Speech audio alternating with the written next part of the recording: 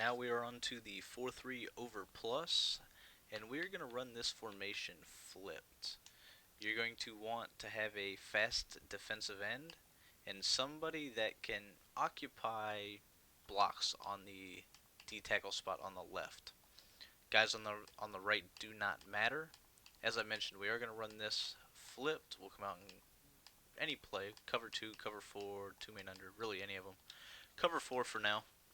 And this is predominantly a shotgun blitz. However, it does come in verse under center. It just comes in from the linebacker that we move out.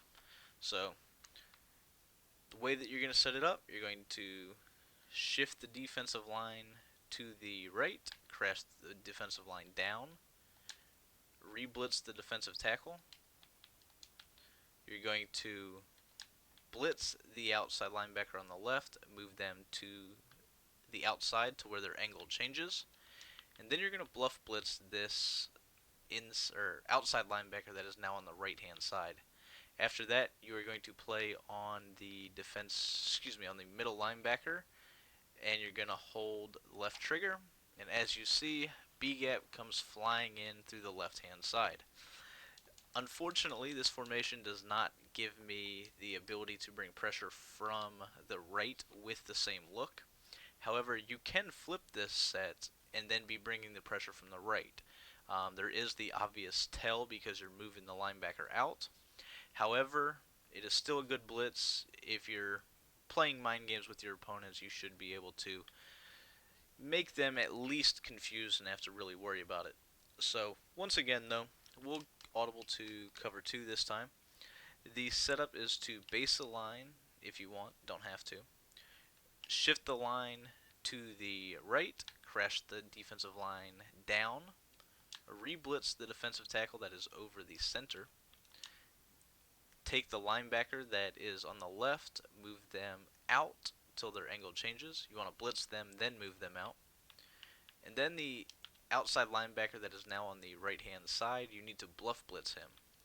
And then hold the left trigger with the middle linebacker.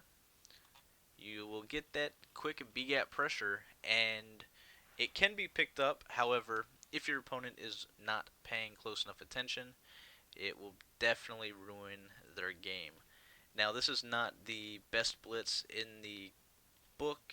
It is something, though, to throw at your opponent to give them another look. And the fact that you can do this out of any coverage means not only do they have to worry about the blitz itself, which if they are able to pick it up, that's all good. However, they still got to be able to figure out how to beat your coverage shell. So, if you want to do that at 2 main under, once again you can. The only downside to 2 main under is you're not going to have anybody on the running back. So we'll go ahead, show it. See, the B gap comes in. Running back on the left was unguarded though, so I would have to manually guard him. So it works out of any coverage. I mean, you could do it out of basically any play in the game, doesn't really matter. Gonna go look at the formation one more time, see if there's anything that I like a whole lot.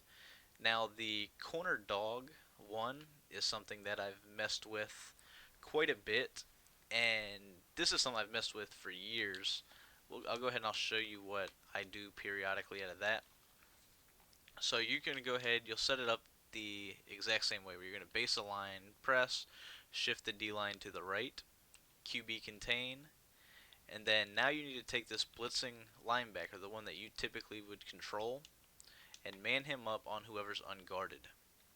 Once you do that, you can then take this defensive end that is on the left, put them into some sort of a zone, and then move the guy out just to signify that we may or may not be blitzing.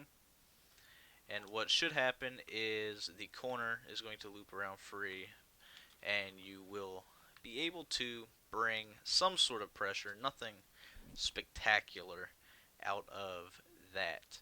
So decent play to complement it, nothing spectacular. like I said, the overplus formation, it's got some decent stuff, nothing great. It does have a good turbo blitz, which I will show you next, and that is it.